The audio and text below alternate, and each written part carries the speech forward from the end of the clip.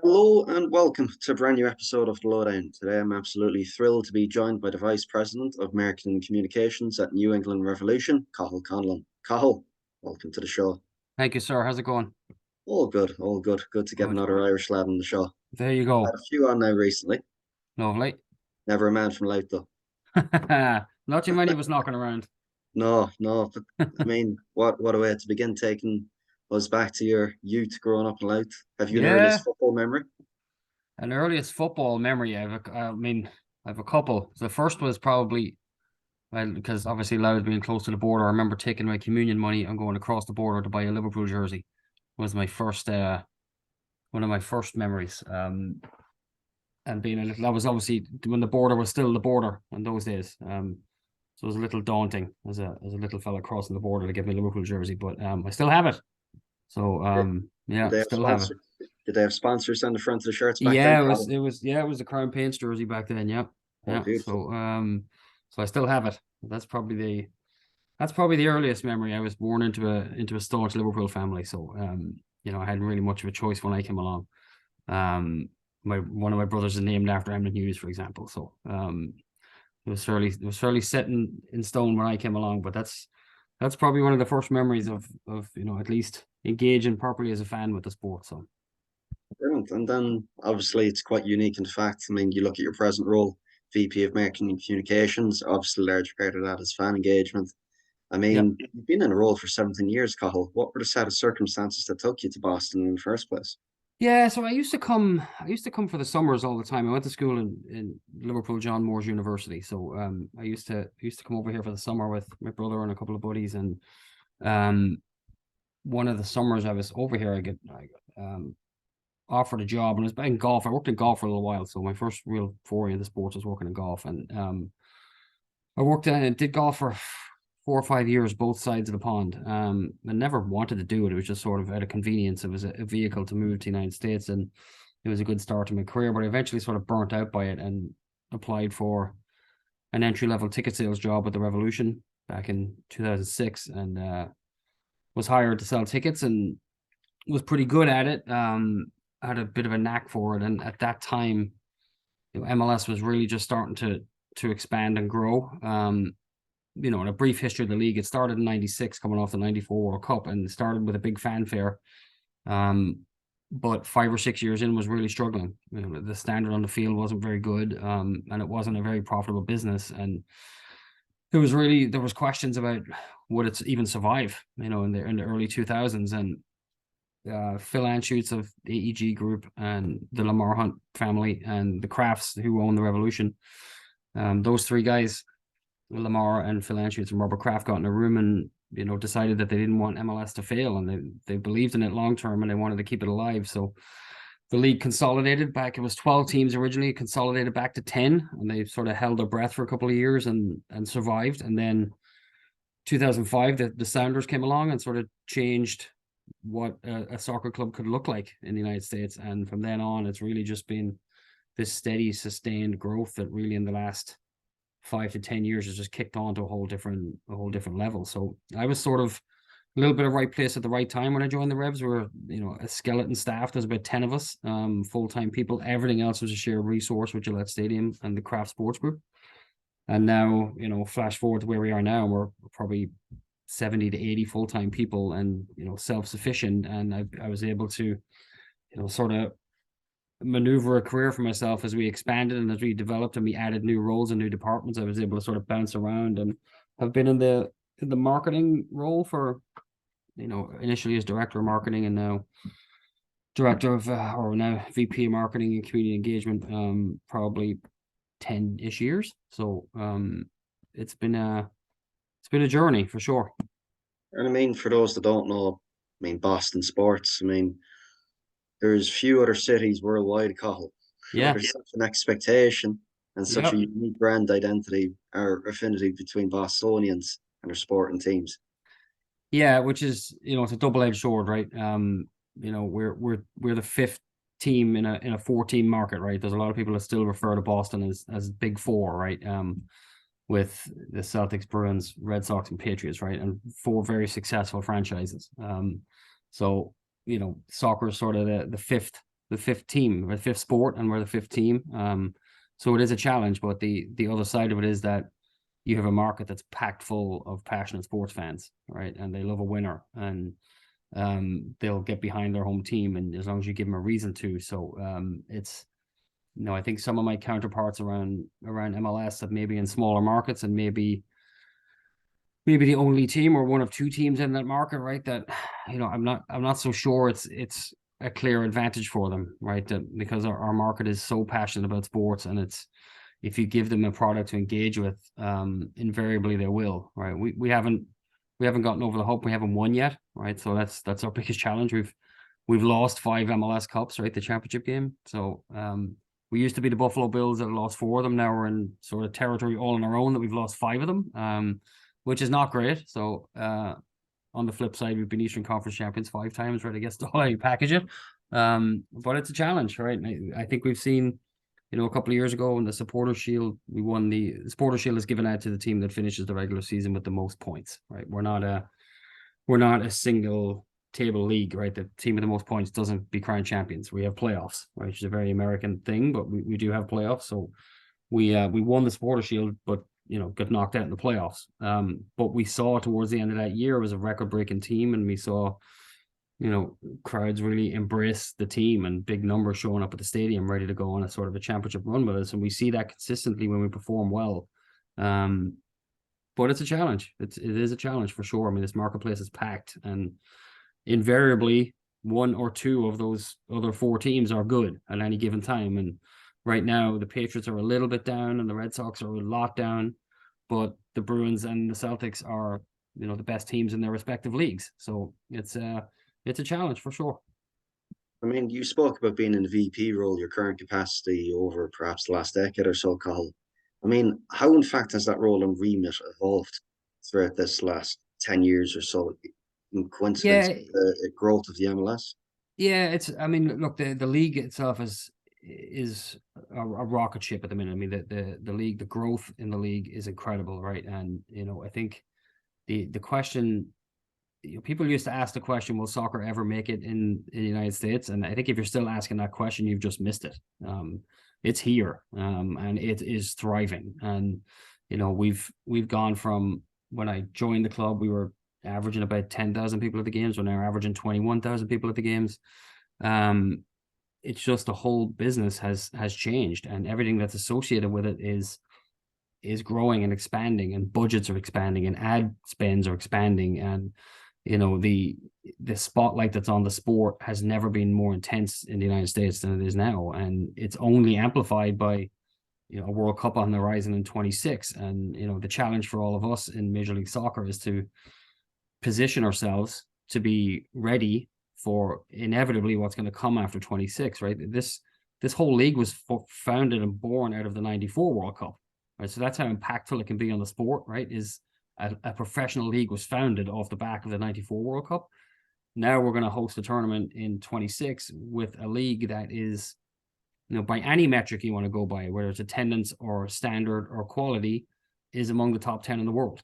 And that's just a whole different scenario. And, where the sort of talent pool that MLS is fishing in now is just markedly different from when I started. We were so reliant on the college draft, right? That was where you built your team. And our sort of great teams from the early to mid 2000s that Steve Nicol coached, right? Those teams were built through the draft. That's where we got all our talent.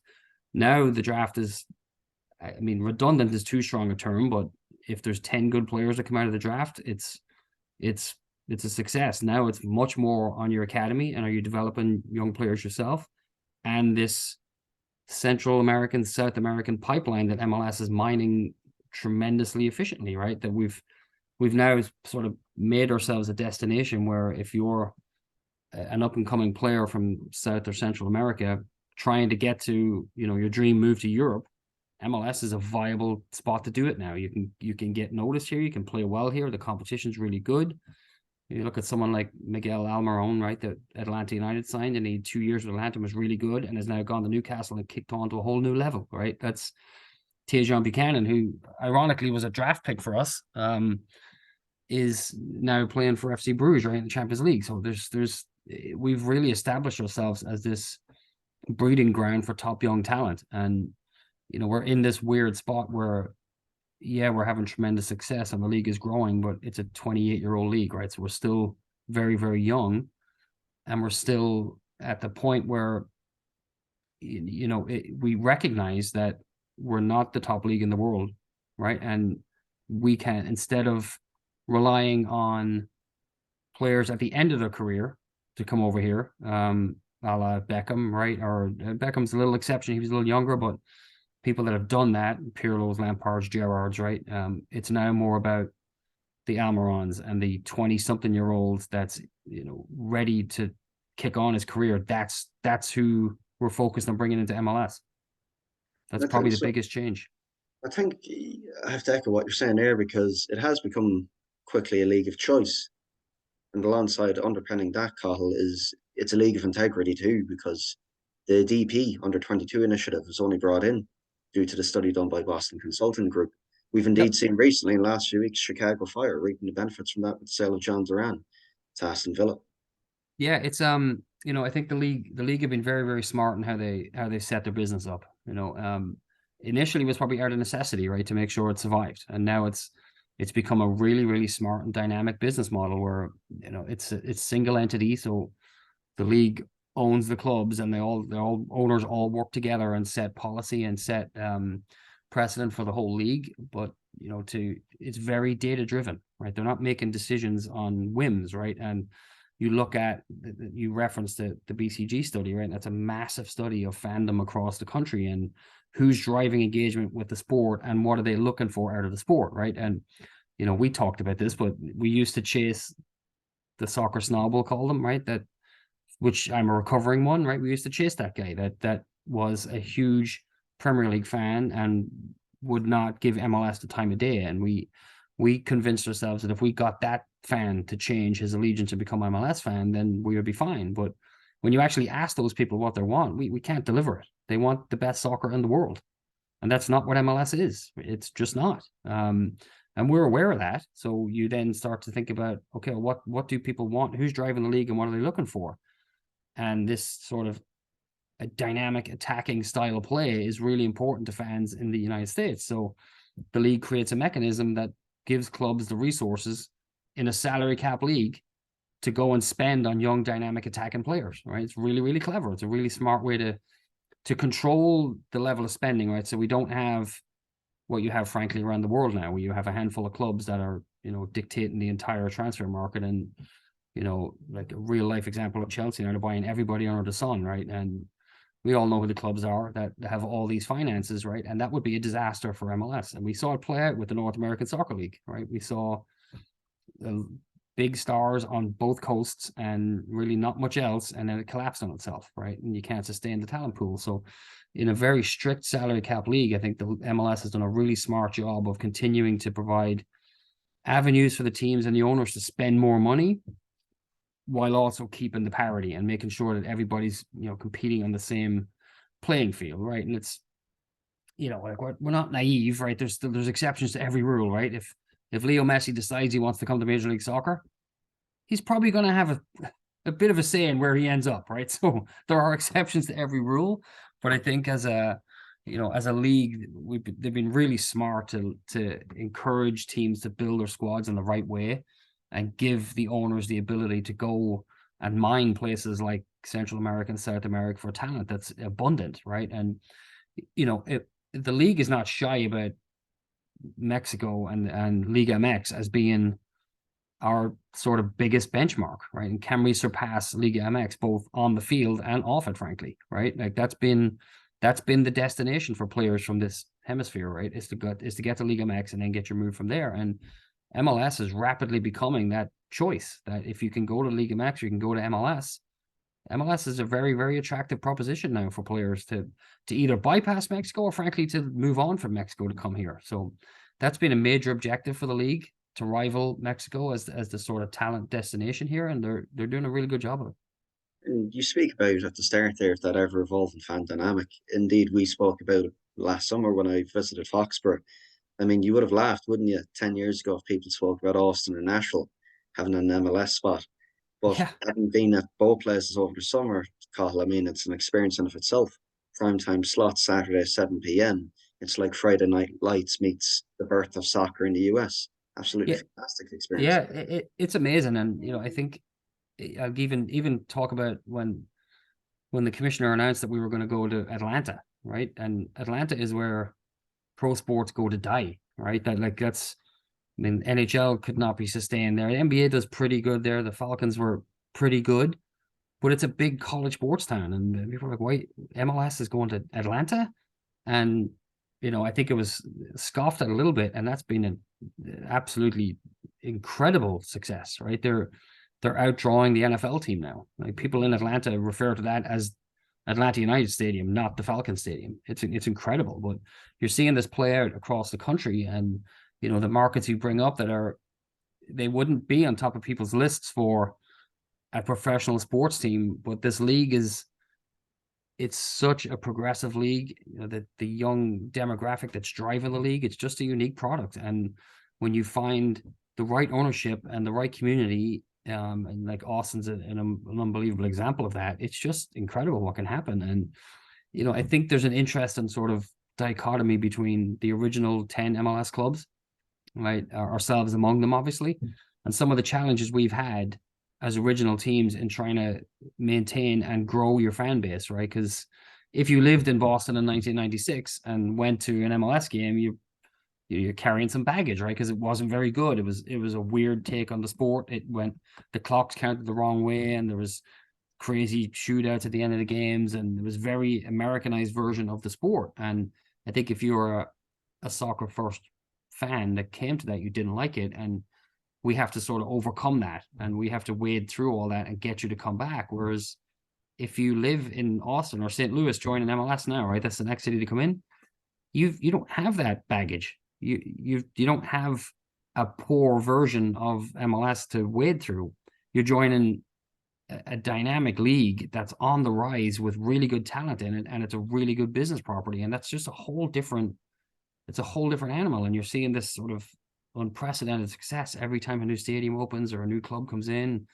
We've gone from, again, 10 teams when I joined in 2006 to now 28. I mean, it's incredible, the growth. And it's not just growth for growth's sake. It's very strategic, and it's very well thought out and very well planned. And these success stories are all over the country. It's awesome. Exactly. And I mean, if we're going to zoom back in on your own role, Cathal, Yeah. I mean, as you know, in sports, pro sports, I mean, you have to ensemble some characteristics, at least, of being a high performer to last as long as you have in your own position. And that's no more so prevalent than where you are in terms of the MLS, where it's a sprint to stay on the treadmill. But with your job, being intertwined with marketing, brand engagement, community engagement, in fact, I mean, how do you keep those high performance standards whilst also at the same time embracing creativity and innovation at the forefront?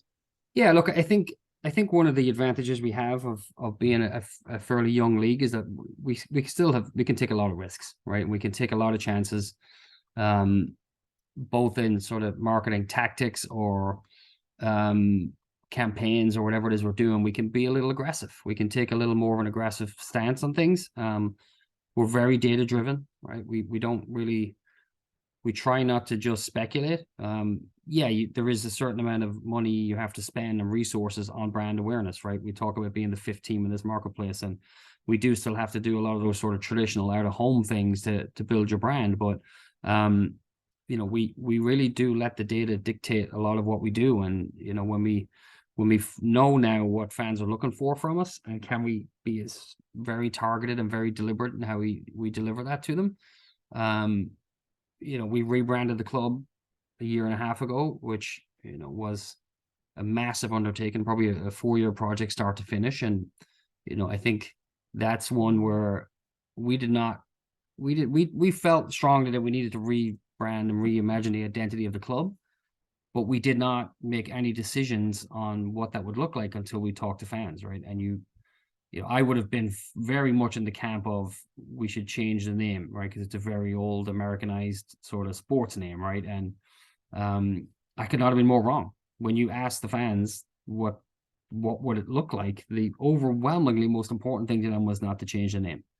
The name means something to people here. It harkens back to 1776 and the birth of the country, and that's why the team in New England was called the Revolution. That's what it means, and you quickly identify that that's what's important to fans, and you can start to build your platform from there and take it where it ends up. And look, it's I think some of our counterparts around the league learned the hard way, right? Rebranding is very hard and it's very emotional, and if you don't get it right, it can be a disaster, right? Chicago had to rebrand twice in 2 years, and Columbus had a bit of a disaster with their rebrand. And we thankfully, for overwhelmingly, was positive feedback from everybody, universe fans and industry alike. And it was I think it's purely because we engaged the fans right from the get-go and asked them what was important to them. So when it's not rocket science. When you uncover what the fans want, it's really just about delivering it to them on their terms, right? That's the other thing that's changed now. It's people consume, how you consume your news or your entertainment is so individual and so personal now. The pressure is on us to talk to you on your terms, where you're consuming, when you're consuming. We need to find you, not the other way around, right? It used to be just throw up a big billboard and fans will find you, and it's just totally flipped on its head now, and we're about to, Apple TV is taking over the entire broadcast platform for MLS, which is incredible, right? It's another huge opportunity for engagement, not just locally but globally for the sport, right? Like any fan or any person now who subscribes to MLS Season Pass on Apple TV Plus can watch every single game anywhere in the world. I mean, that's incredible. It's unheard of in sports media rights, right? And that's another example of the league sort of being on the front edge and being cutting edge and being confident enough to be able to do a deal like this. And yes, you're going to have detractors, of course, right? You'll have people that will not like that it's a paid service, right? And they'll push back a little on that. But when you compare it to the opportunity that presents itself to be partnered with someone like Apple, for MLS, it's just an incredible opportunity that presents itself. So it's exciting. It's really exciting. Certainly are some exciting times. I mean, I'm just writing down here some of the important milestones along the way. You have the Apple TV deal, Copa America recently just Yep. announced that their 24 series will be held, in fact, in the United States, the World Cup Yep. 26. I mean, how in alignment with those key milestones, Cathal, do you envisage the typical football consumer in the States to change? Yeah, I think this next 6 months or so will be very telling in what that's going to look like, right? We're going from sort of 28 markets that had their own local broadcast deals and supplemented by national broadcast, once or twice a week, to now we're going to consistent programming windows, right? The games are going to be on, like Revolution games are going to either be at 7:30 on a Wednesday or 7:30 on a Saturday every week. That's scheduled appointment viewing now, right? People can find us. That's going to be consistent across the board. And you multiply that by 28, 29 markets. You give anyone the ability across the world to watch these games, again, on their own terms, right? There's billions of Apple devices in the world, right? And you don't even need an Apple device. That's the other thing. It's just you can go to Apple TV without needing an Apple device. So it's literally every device, every match, every stream is available now. And that's again, it's just sort of, I don't want to keep using the word unheralded or unprecedented, but it really is. I mean, it's just going to change the whole dynamic of how people can consume our sport. And, I think it's obviously the streaming revolution is, it's not new and it's been going on for a while. I think this is just the next phase of that, to take the entire league platform and hand it over to someone like Apple and the ingenuity they have, and some of the ways they've already sort of revolutionized content, and to have now an entire sports platform at their control is really exciting. It's really incredible. They're hiring some dynamic people on the broadcast side. It's going to be really interesting to see what happens. And obviously locally, right, the pressure is on us. We have to make sure that everybody understands what it is and how to get it and why they should get it. And there's content plays there, and are we putting enough engaging content onto the platform to drive Revs fans in there? But I think just as a league, and we talk amongst ourselves as the clubs, and it's just really amazing to think that we're on the sort of verge of this again, new milestone that we'll all look back on in a decade and go, wow, like that was really unbelievable what happened there. And you're right to talk about this sort of confluence of major things happening, right? And we're MLS and Liga MX are partnering this year in a new competition called Leagues Cup, right? It's a whole new tournament. Every club from Mexico and every MLS club are going to be engaged in a summer sort of World Cup style tournament, right? Group stages and knockouts. We're going to stop the MLS season for about a month and bang that tournament out. And it's, again, unheard of that a domestic league would stop to play another domestic league in a mid-season tournament. I mean, like, I imagine the Premier League and League One stopping, right, in the middle of the season to play this knockout tournament between them. It just wouldn't happen, right? But that's another example of MLS and Liga MX sort of looking at the opportunity that's in front of us with this giant landmass and the number of people that are here that are already engaging with a sport, and what else can we give them to just ramp it all up and keep them with us and keep delivering, high quality, engaged football, soccer. And important distinction. It's one which I've had to get used to here in the last 4 months, Carl, myself. But I mean, to play devil's advocate, obviously we've spoken about on the show about the growth of the MLS, which has been unprecedented, more so than most in recent years. To play devil's advocate, many people, many outsiders, Carl, would remark upon the MLS as a single entity, saying inherently that puts a ceiling on growth. I mean, do we envisage the change? Do we envisage, due to the changing nature of the game and how fans appreciate football now in the US, do we see a change in MLS rules? Do we see a change to that single entity ever occurring in the coming years?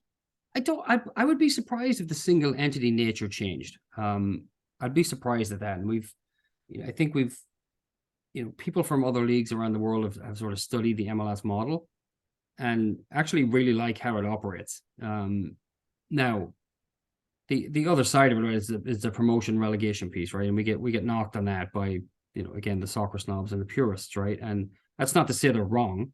I don't mean to say that at all, right? It's a this sort of closed system, right, that was heavily criticized when the European Super League conversations were kicked around, right? So we're not sort of naive to that. And when you think about the overall global soccer landscape in the United States, right, it goes beyond MLS, right? USL is there and it's a thriving product, and you have promotion, relegation opportunities. But I think when MLS, and again, this is just me speculating, right? It's no insider information or anything on it. I think when you look at the drop off that exists between MLS and its facilities and its fan bases to some of the USL markets, I just, in my opinion, it is too stark a drop off now to have viable promotion and relegation. I don't see that as something that's going to happen anytime soon. Now, if MLS continues to expand, could you have a 40-team Major League Soccer that has promotion and relegation among two divisions? Maybe. I don't know. But I think when you sort of look at where it is now, and the growth it's experiencing, and is it perfect? No. I think you look at the single table piece again, and playoffs, right? That we set a record for points, 73 points in the season, and did not win the league, right? And that's just the way it is. That's the system we play in. We have playoffs, and we don't have promotion and relegation. That's where we are. So I do think they're valid concerns. And I think that I'm not sure you'll get too many people that will tell you everything's perfect and this is the way everything should operate. But overall, I think the single entity system is really good at developing a league with parity, and a league where every year there are legitimately a dozen teams that have a legitimate chance to compete and win. And it's even more than that. And you just don't have that in any of the leagues around the world, right? Like, Arsenal might win the Premier League this year. And if they don't, it'll be Man City again. And next year, it'll be Man City again. And maybe Newcastle will push them close, and maybe a couple of other teams will be in there. But you can probably tell at the start of the season who's going to be competing to win. It's the same in, Germany, same. right? France, the same. So I think when you compare the sort of parity that MLS has, I think you're hard pushed to say that the single ownership model is better. So, I financial fair play, everything else that goes along with it, and how you try to force parity, I think everyone else is struggling with it, whereas MLS has developed a very smart way to ensure that everybody is competing on the same playing field. Yes, you have DPs, right? And you can go and sign 3 big name players, and that's where sort of ownership clout can, right? You can flex your muscles as an owner, right? You can go and spend absorbent amounts of money on 3 players if you want, but it's only 3 players. And everybody has that opportunity, and the rest of your squad you have to manage very carefully, and you have to be ready to compete. And that's just, to me, it's hard to criticize that when you look at the sort of monopolies that have emerged on the rest of the world. I think it's a credit to you, Cathal. In the last 30 or so minutes, I don't think there's been many who've come on the show that have been able to decipher, debunk, and put into a concise manner all the rules and regulations of the MLS.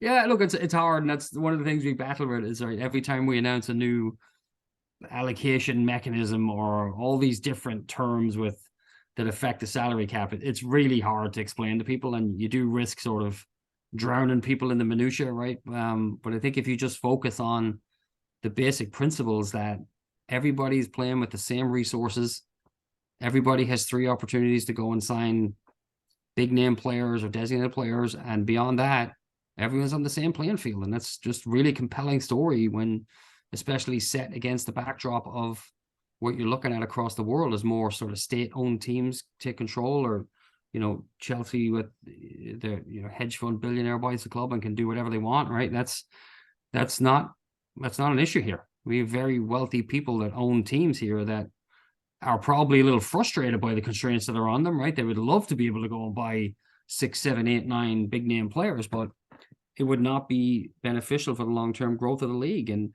this gets back to the data question too, right? And what we ask people what they're looking for. It wasn't big name European players. It was exciting, dynamic, young attacking players. There's much more emphasis put on what's the style of play look like, and is it dynamic and young and aggressive and attacking versus, we should have the Beckhams and the Zlatans and the Gerrards and the Lampards and the Pirlos, right? And that's not to downplay those. Like David Beckham, his impact in this league is incredible, was incredible when he came here. So it's not to say that's wrong, but it's not what people really want.